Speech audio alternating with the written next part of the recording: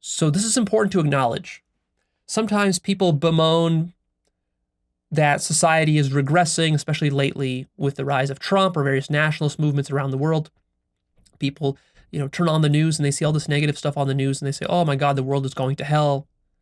The world is not really going to hell. The world right now is the best it's ever been. It's the freest it's ever been. It's the wealthiest it's ever been. It's the more fair and just than it's ever been. And you might say, well, Leo, that's crazy. We have high income inequality. We still have plenty of racism and homophobia and xenophobia and nationalism and all this. How could you possibly say that? Well, you're not appreciating just how much worse it used to be. Culture and society is always progressing forward, even when there are temporary setbacks, and there can be some serious temporary setbacks, but it's always progressing forward towards higher consciousness, higher complexity, and higher love. And that's something that's challenging to explain to you if you don't have a high enough perspective to see that. But that is the case. That is the trend.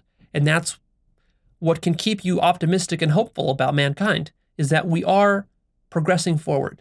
Now you might say we're not progressing forward fast enough. Well, of course, fast enough, slow, this is relative. Fast enough compared to what? Compared to your lifetime, maybe. But then again, culture changes quite a lot. Like even just in America, take a look at our politics.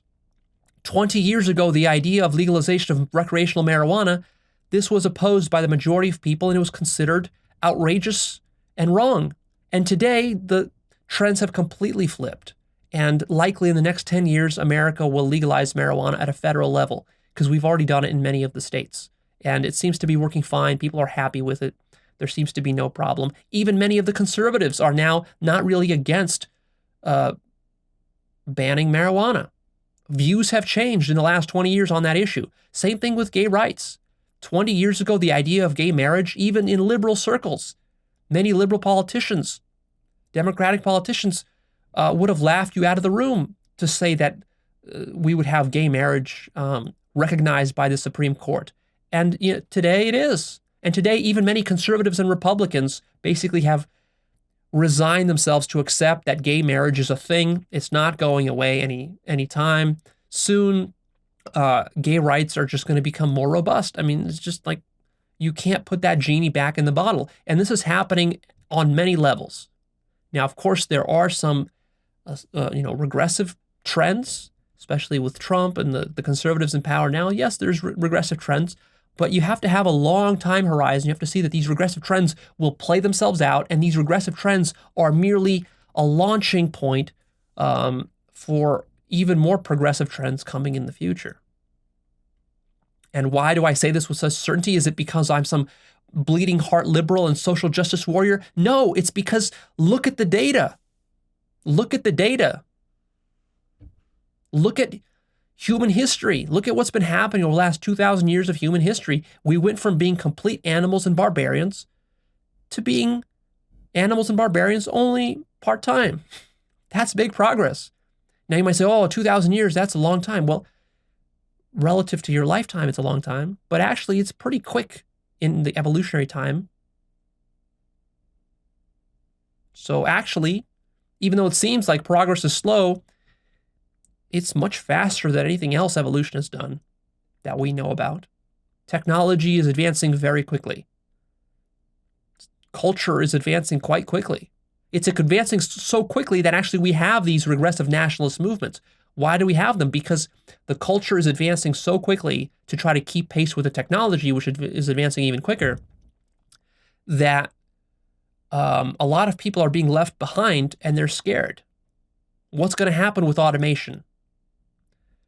How do we handle, legalization of drugs and homosexuality and sexual promiscuity and all this sort of stuff?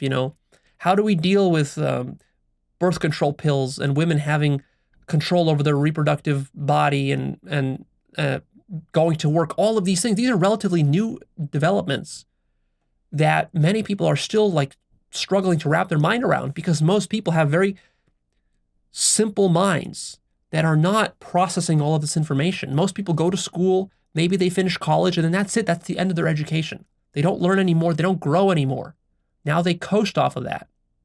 and they look for ways to validate and entrench themselves in their worldview. They're living in a bubble of their friends, and they have to live that way in a sense because that's how they survive as the kind of self that they are.